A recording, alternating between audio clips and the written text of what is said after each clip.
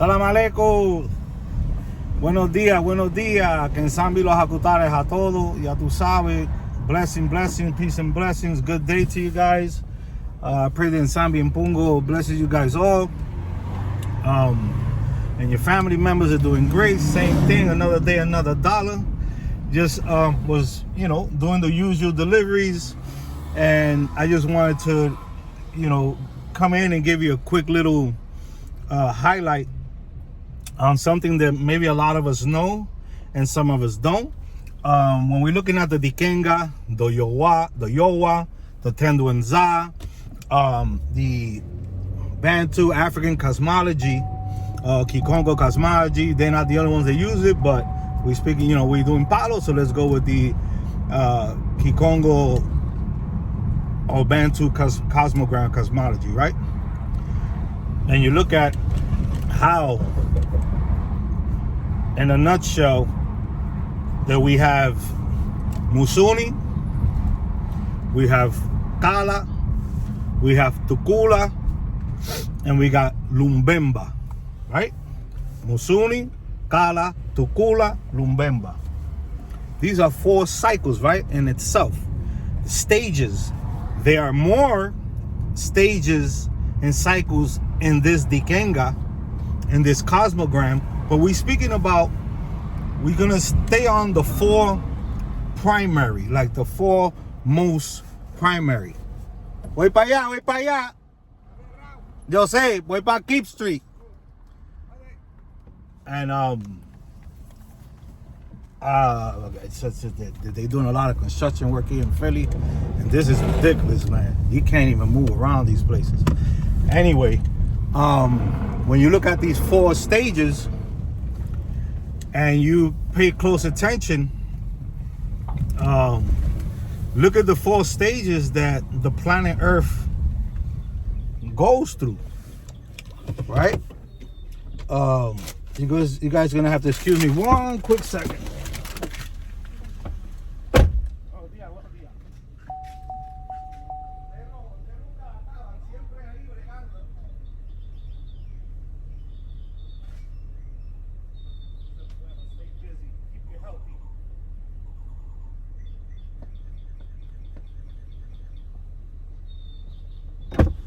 Sorry about that, guys. Well, when you look at the Earth, right, and you start realizing and looking at the Dikenga in this way, and this is just one way, this is just one way. I'm only just explaining something real quick, for those who understand a little bit, could see that even in our 4 seasons, there's 4 cycles, right, that happen. Let's start off with summer. We have summertime, right? Summer is, where I'm at, is hot. It gets hot. The days are longer. Plants and trees and flowers and animals, everything is at its highest level, right? Meaning that everything is alive, in the summertime, in a big, profound manner, right? People, even people are out more, and a lot of commotion, a lot of things going on, right? Then that's one stage, right? Then let's look at fall. We in fall now. Usually it's 3 months of fall, if I'm not mistaken. November, if I'm not mistaken, is the last month of fall. This is based on here, how scientists here in America, the way they look at this. So we're going with that. All right. So in fall, things start getting colder. Trees start dying. Plants start dying.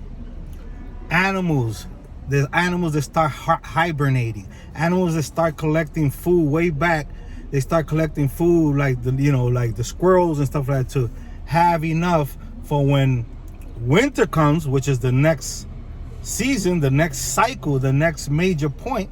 They have enough food. It's kind of, when winter comes, things die. If you notice and you in places where the weather doesn't change that much, you're not gonna see this. But still, even with the weather not changing too much, there still are plants and vegetation, animals that do different things, no matter if it's colder or it's hot or whatever. But where I'm at, in the north here in Philly, in this part of the earth, we have a summer and we have a winter. So in winter, we actually really see when things die. You see that the leaves from the trees start falling. The grass starts getting brown, dark. It's not green no more the way it used to be. The birds, the insects that we had before in the summertime, we don't see them anymore. Things die out.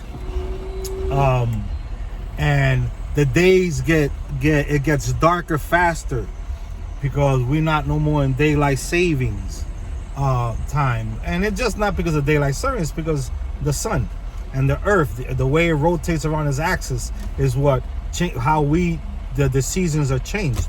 So look at the Dikenga, right?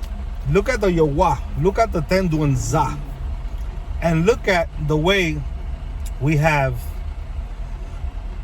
conception, right? Conception, we have birth, we have maturity, right? From birth all the way up to Kula, we're going step by step in our lives. We are born, right? Let's say we are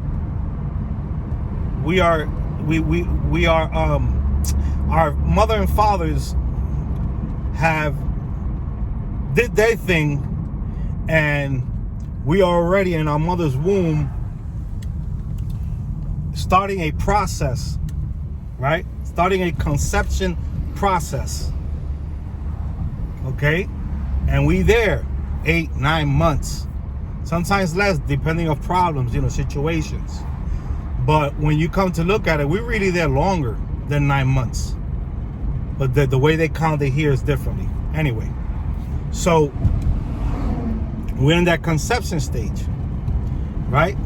That's the Musuni stage, if you want to look at it that way.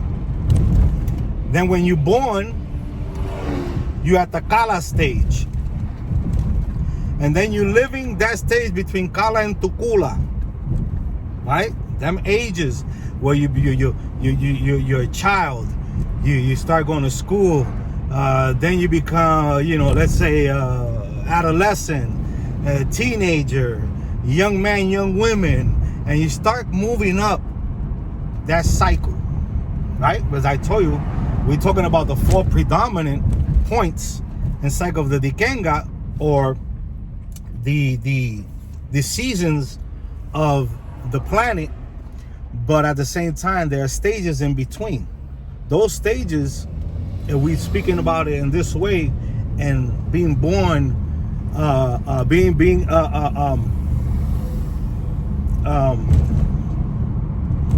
was I saying? Being thought about, right, by mothers and fathers. Sometimes they think about, oh, we want to have a child. Let's try, to have a child. Sometimes you don't, it's not in the mind. It's like, it's just, things happen and that's it. And they don't care because, they know that this is the possibility that, you're gonna conceive, so look at the conception of it, like, almost like if it was, let's say, like if it was spring,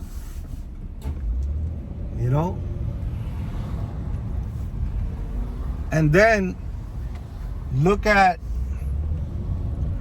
the stages of spring all the way till you get to Kala as summer.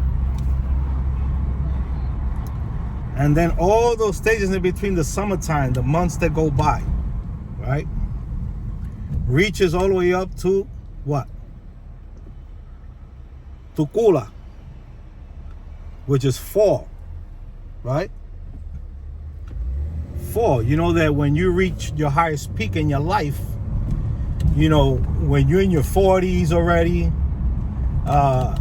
you know, you're not a young person anymore. You know, you up there. 30s, people say you're young.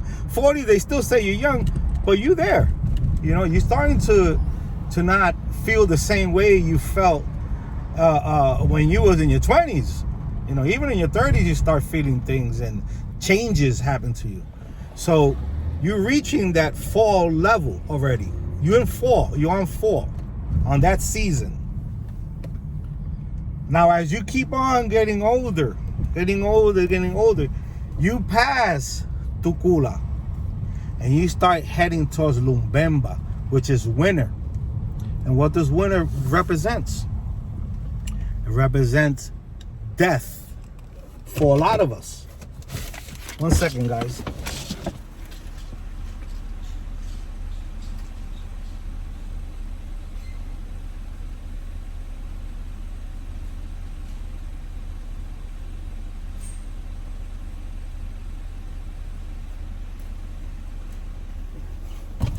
Winter represents death, right? Because a lot of things die out, you know? So just a concept, even though I fumbled a little bit, but it's because I got my mind on the deliveries, on the addresses, and, you know, I'm trying to speak at the same time. So, you know, just look at the 4 stages, right, of this planet. What we are taught, you know, what is spring, what is summer, what is fall, what is winter, and look at the process that it goes through. Look at how the earth revolves around the sun and everything that occurs in this process. And then look at the Dikenga and see just that one way. This is not the only way. There are a lot of things that the Dikenga has to do with the Dikenga. This is just something that I wanted to bring to some of you guys' attention, that maybe did not look at it this way. But if you look at it, it makes sense. You know, it makes sense. So hopefully I didn't blabber too much, even though I'm all over the place trying to, you know, think of addresses and at the same, because I don't want to miss. Now I got to turn around and come back. But hopefully you guys understood what I'm trying to say. Just if you have Tata Matamba's book and you have the Dikenga in there, and you can see the stages, and then think about the seasons, right? Think about how things happen just in the world, the cycle that just the world has. All 4 seasons is a continuance of the 4 seasons, on and off, on and off, on and off.